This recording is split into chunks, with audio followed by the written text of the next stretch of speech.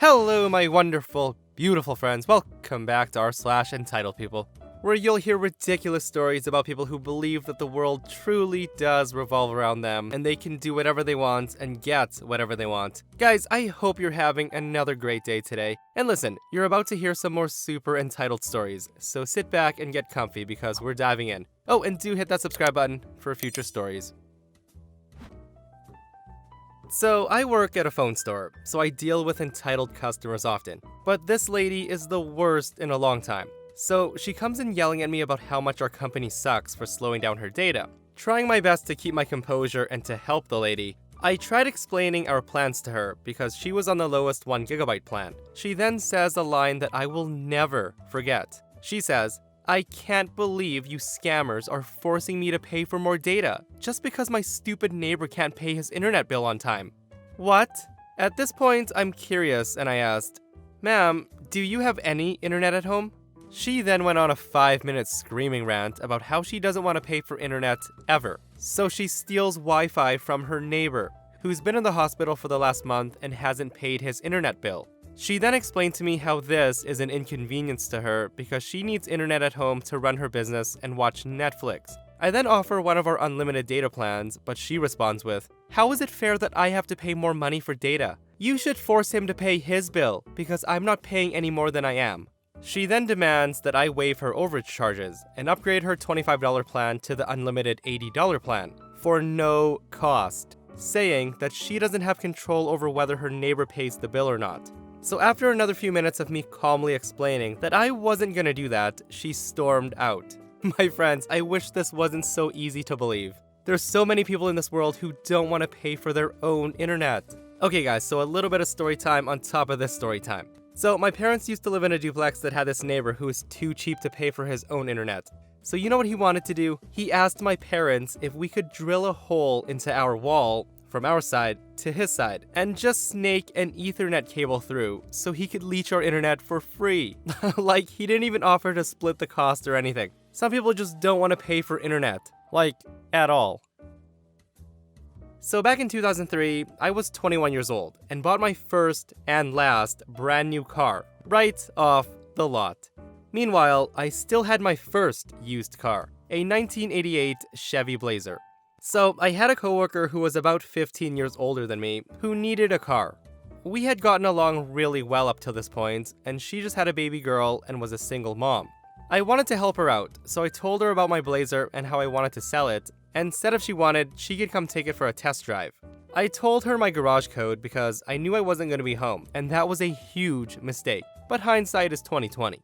She was supposed to come by and take it for a drive, but didn't. And the next day, I discovered it was gone altogether. When I saw the car was gone, I immediately called her, asking if she had taken the car. She said yes, that she had taken it, that she currently was at a mechanic and he found all these repairs that needed to be done, and she had no idea that it would need this much work, blah blah blah. On top of that, she had told him to go ahead and start the repairs, before she even paid a dime to me. This car still belonged to me, and she's taken it and having all these repairs done. So this negotiation tactic floored me, and I don't remember what price I told her, but I think we negotiated somewhere around $400 to $500. At this point, I was definitely feeling taken advantage of, but I was young, so I was trying to get this over with. And 2 weeks go by. She still hasn't given me payment, and she still had my car. She would tell me that she was struggling with bills and would pay me soon. Finally, I told her she had to pay me by the 1st of the month. I had to have the money by then. No exceptions. So the first rolls around and she calls me to say that she wouldn't be paying me, that the car should pretty much belong to her now since she's done all the repairs. At this point, I was done doing her favors and said no, that's not happening. I needed the car back if she couldn't pay for it. And let me tell you, her personality changed in a heartbeat. She responded with threats, telling me she was going to take me to court because she had already put a bunch of money into the car and was entitled to the car now. As I recall, the call did not end well and she hung up on me. So I went to the police station. I told them what happened and an officer followed me in my car to her apartment to confront her and get the keys. Well, she wasn't home, but the Blazer was parked outside. The cop calls a tow truck and I wrote a check for $80 and the car was towed where I promptly locked it in the garage. Pretty much all hell broke loose after this.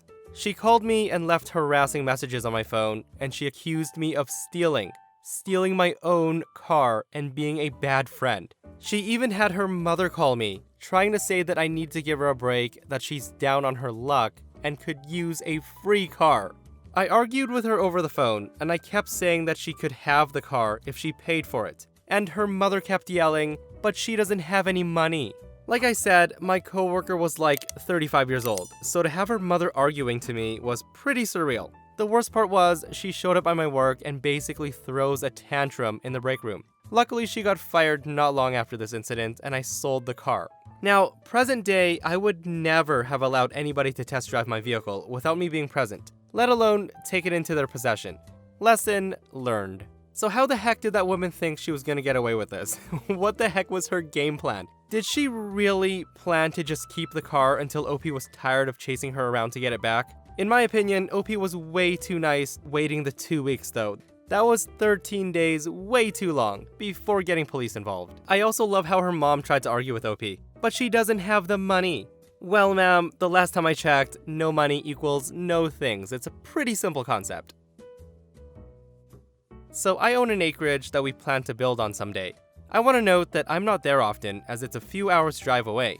In the meantime, we would camp or drive out there sometimes and spend the day target shooting. The property is well posted with a ton of no trespassing and no hunting signs. The main access is gated, with an 8-foot metal gate. There are berms, ditches, jersey barriers, and logs at any point along the 10-mile stretch of road where anybody would even consider accessing the property. Even with all that, people still cut the logs, move the barriers, fill in the ditches to access the property on their quads and dirt bikes. So last weekend, a couple of friends and I decided to go out there and do some short-range target shooting, maybe about 25 yards. We were maybe 2 miles into the woods, and suddenly, a guy and his 10-year-old son come up behind us on dirt bikes, and the dude goes off. He's yelling at us about shooting guns around here and endangering his young boy.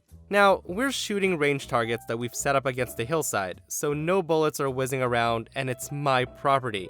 He should not even be here. So I try to explain that he's actually trespassing, and he says, "You, shut up and let the men handle this." My male friend looks at him and then points to me saying, "It's her property. You need to talk to her." So once again, I try to explain to him that he's trespassing, and this idiot won't listen.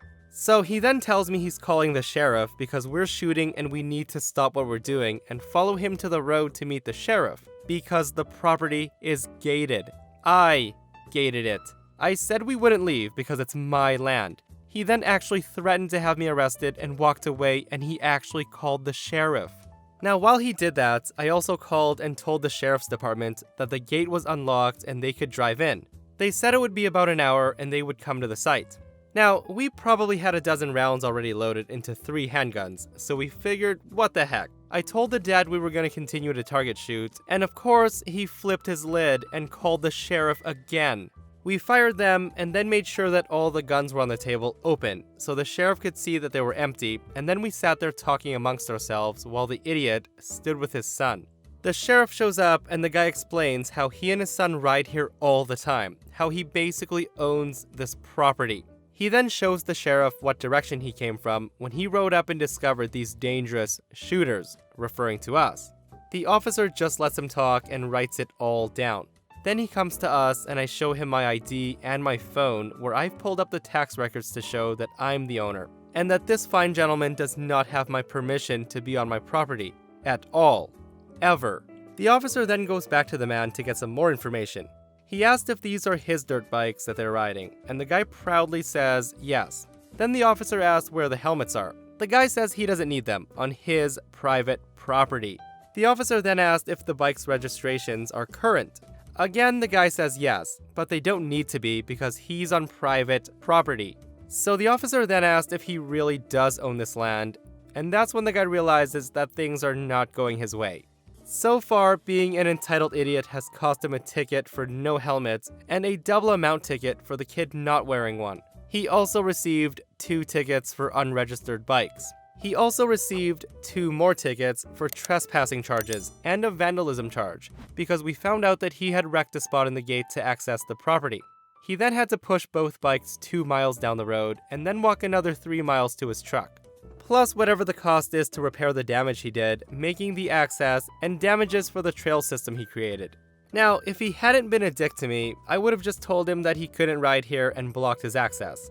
What in the world did I just read, guys? This man actually went on someone's private property and argued with the sheriff that it's his property and that OP was trespassing. Is that really how some people think? That if you're not on a property for long periods of time, that they can just swoop in and claim it for themselves? Actually, you know what? That is how some people think. I've read stories of people on vacation and a squatter took over their house. So this story reminds me of another story where OP had a lake house where he only went during the summer months, and a family pretty much broke in and used it during the winter while they weren't there, arguing that they could use it because OP wasn't there. Some people just blow my mind, guys.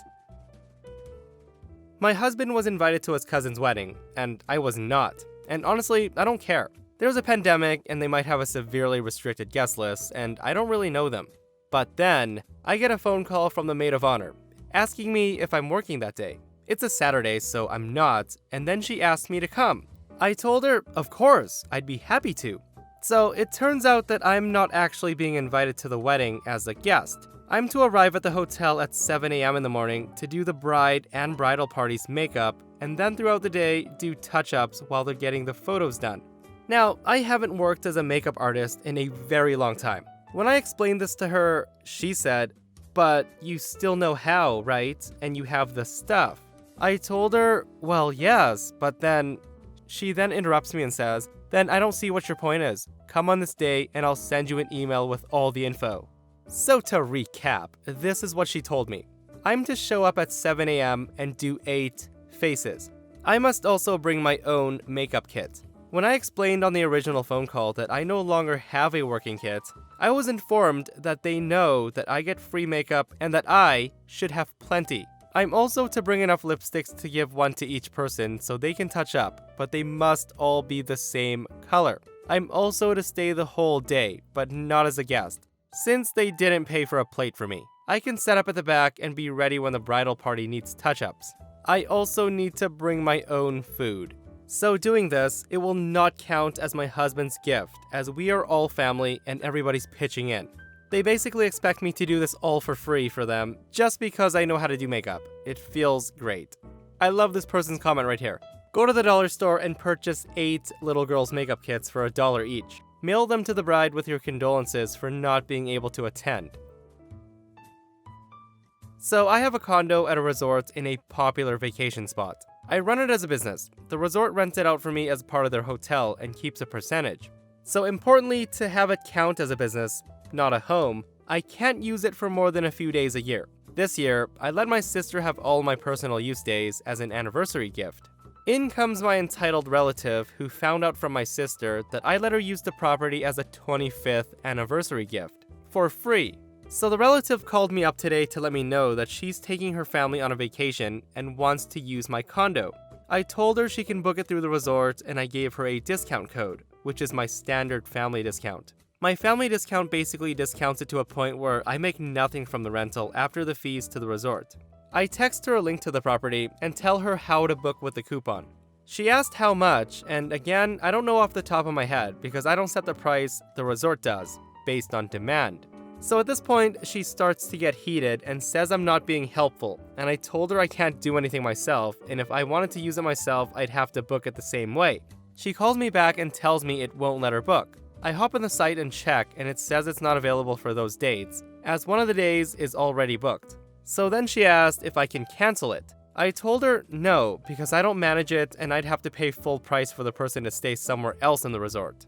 She then sees the price and calls me back upset that it would cost her about $2,500 US. I told her that's the best I can do. She then asked why it's not free, since it's mine. I told her it's a resort, and part of that is a $15 per person per day, and she has 5 people staying for 12 days. That's $900. Then there's a $300 cleaning fee, and I have to pay taxes and fees on the rental, which is most of the rest. She then gets mad and asked why she can't use it for free, like my sister. She then tells me that we're family, and that family should always help each other out. She then said some other choice words about me being greedy and trying to ruin their vacation. I was done at this point and told her straight up that she has to pay because she's a cousin and not my sister. It's also not her 25th anniversary. Oh, and the kicker is, this is the first time she's called in 3 years, and only to ask for a handout. Entitled family members are the worst, my friends. No, just because we're family doesn't mean you get free stuff, especially when you call once in 3 years. And that, my friends, brings us to another end of our /Entitled People. Guys, we survived another one. I hope you enjoyed the stories today, and if you did, do leave me a thumbs up. And if you guys missed the last episode I did, a Karen actually saves OP's daughter from getting abducted. It's a super crazy story that you guys gotta listen to if you haven't. So go check it out, and I'll see you guys in the next one. I love you.